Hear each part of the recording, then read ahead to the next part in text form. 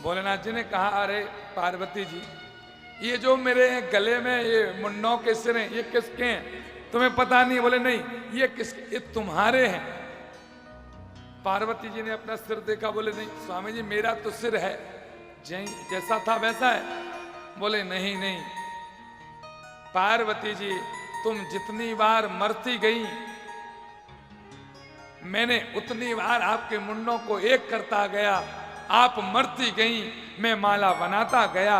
ये आपके सिर ही ये हमारी माला के रूप है। जब ऐसी एक बात आती है तो एक पत्नी भी अपने पति से बोल ही देती है, स्वामी जी एक बात बताइए, मैं इतनी बार मर गई कि मेरी मुन्नों की माला बन गई, पर तुम एक भी बार नहीं मरे। भोलेनाथ जी ने कहा, नहीं नहीं, मैंने एक भगवान की औषधि पी के रखी है, और उसको जो पी लेते हैं वो कभी मरते ही नहीं है, वो तो हमेशा अमर हो जाते हैं, अमर हो जाते हैं। श्रीमद्भागवतान मुक्ति सप्ताह वाचनम गुरु। भगवान की कथा को, भागवत कथा को सुनिए पार्वती जी, आप भी अमर हो जाएंगी। और भोलेनाथ जी बढ़िया एक गुफा में गए, और गुफा में गए तो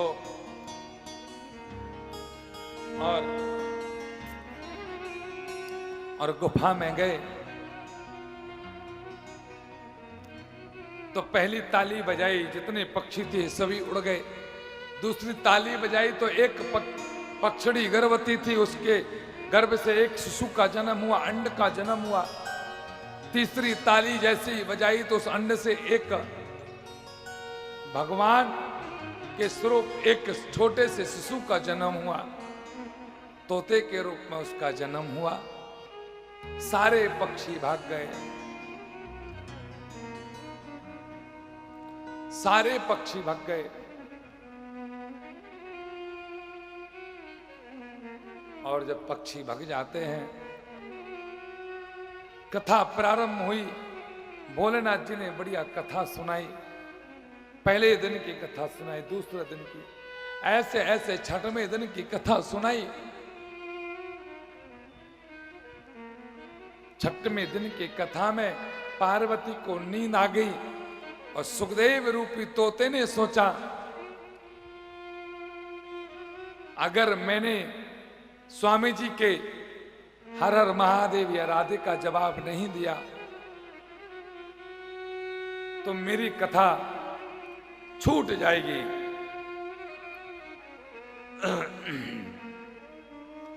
तो वह तोता राधे राधे राधे राधे का शब्द, हरि हर महादेव का शब्द बोलने लगा। कथा का समापन दिन आया, समापन की ओर थी, आरती का जयकारा बोला, पार्वती की नींद छूट गई। पार्वती जी भोलेनाथ जी से कह रही हैं कि हे स्वामी, ये बताइए, अक्रूर आए थे श्याम सुंदर को लेने के लिए, अक्रूर क्रूर बनकर के आए थे श्याम सुंदर को लेने के लिए, उसके बाद क्या हुआ, मैं वह कथा सुनना चाहता हूं। भोलेनाथ जी कहते हैं, पार्वती जी, अगर कथा तुमने नहीं सुनी तो कथा किसने सुनी? कथा तो पूर्ण हो चुकी है, समापन भी हो चुकी है। कथा को तो फिर किसी ने चुरा लिया, कथा की तो फिर किसी ने चोरी कर ली। तोते ने सोचा, कथा जब समापन हो जाए, विश्राम हो जाए, तो व्यासी के पैर छूना चाहिए और थोड़ा सा प्रसाद मिल जाए तो कथा हमारे लिए फल मिलता है। सुखदेव रूपी तोता पास में गया भोलेनाथ जी के पास। भोलेनाथ जी कहते हैं, अरे चोर, तुम तो चोर हो, मेरी चोरी कर ली कथा की, तुम्हें कोई प्रसाद नहीं मिलने वाला है, तुम्हें तो मिलेगा तो सिर्फ ऊपर का प्रसाद मिलेगा। भोलेनाथ जी ने त्रिशूल लिया और मारने के लिए तैयार हुए। तो तोता आगे आगे दौड़ रहा है, भोलेनाथ जी पीछे पीछे त्रिशूल लेकर के दौड़ रहे हैं। जाते जाते जाते जाते चलते चलते शम्या प्रास में महाराज वेद व्यास की पत्नी विक्टा देवी पाराशर्य महाभागा, वेद व्यास पाराशर के पुत्र हैं, सत्यवती के पुत्र हैं। और उसी समय पर विक्टा देवी को जिमाई आई और जिमाई मुंह खुला, उसी समय पर तोता आया और मुख में आया और सीधा पेट में चला गया। भोलेनाथ जी आए, भोलेनाथ जी कह रहे ओ व्यास जी महाराज, मैं उसको छोड़ूंगा नहीं। व्यास जी ने कहा किसको नहीं छोड़ोगे? बोले जिसने मेरी चोरी की। व्यास जी ने कहा किस चीज की चोरी की? अरे मैं उसको छोड़ूंगा नहीं, मार दूंगा। अरे चोरी किसकी की? बोले उसने मेरी अमर कथा की चोरी कर ली, मेरी भागवत कथा को चुरा लिया है, इसलिए उसको छोड़ूंगा नहीं। व्यास जी ने यह कहा, अरे स्वामी जी यह बताइए, जब उसने अमर कथा को सुन लिया है, जब वह इंसान, वह व्यक्ति जब वह अमर हो गया है भागवत कथा को सुन करके, भोलेनाथ जी तुम उसको मार नहीं सकते हो, तुम तो बाहर चले जाओ, लौट जाओ स्वामी जी, उसने भागवत कथा को सुन लिया है।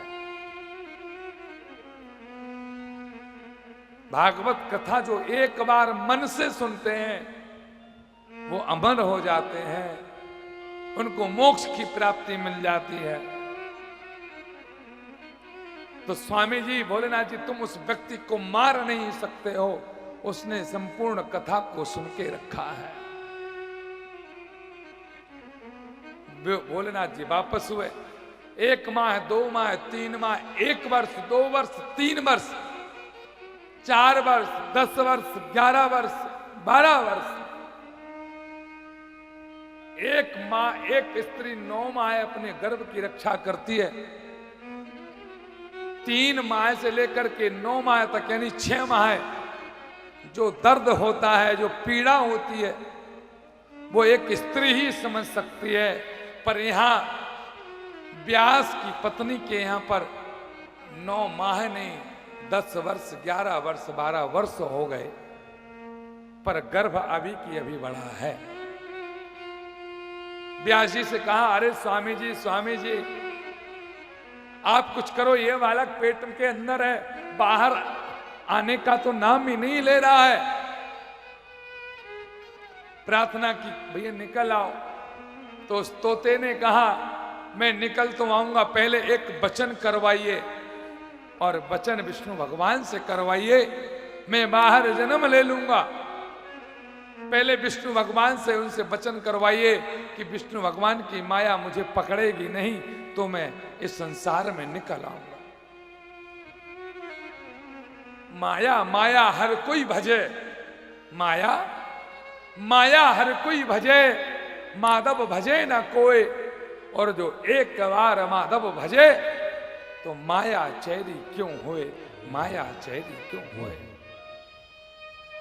इंसान पत्नी के पीछे भागते हैं, इंसान लक्ष्मी के पीछे भागते हैं।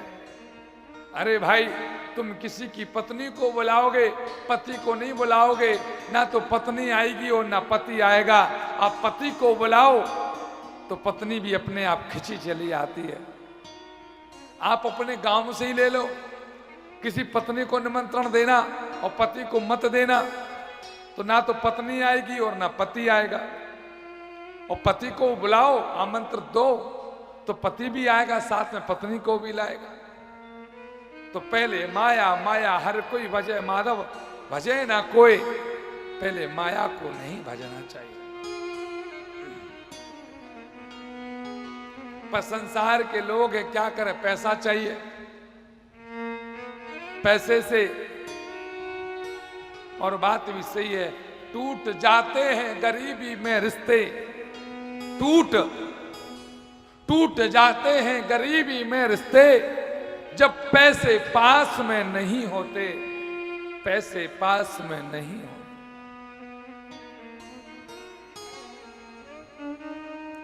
और मैं एक बात और कहना चाहता हूं,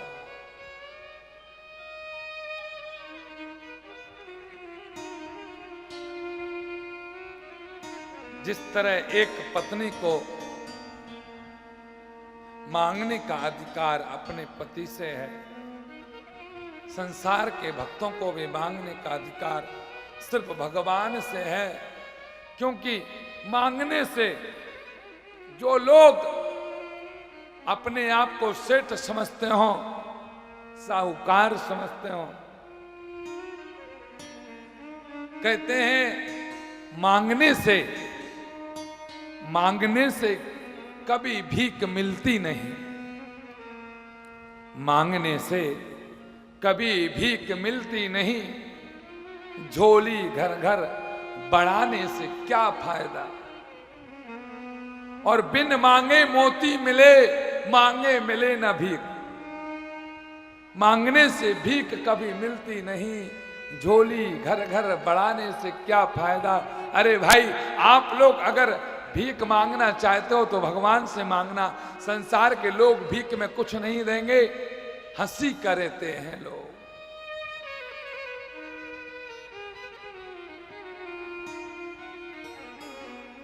दुनिया कहे दीवाना,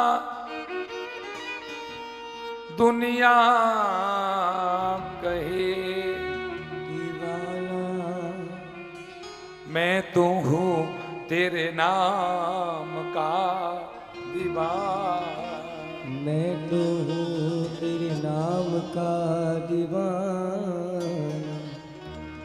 जब ये दुनिया दीवाना कहने लग जाए, जब ये दुनिया पागल कहने लग जाए, दुनिया कहे दीवाना, पागल कहे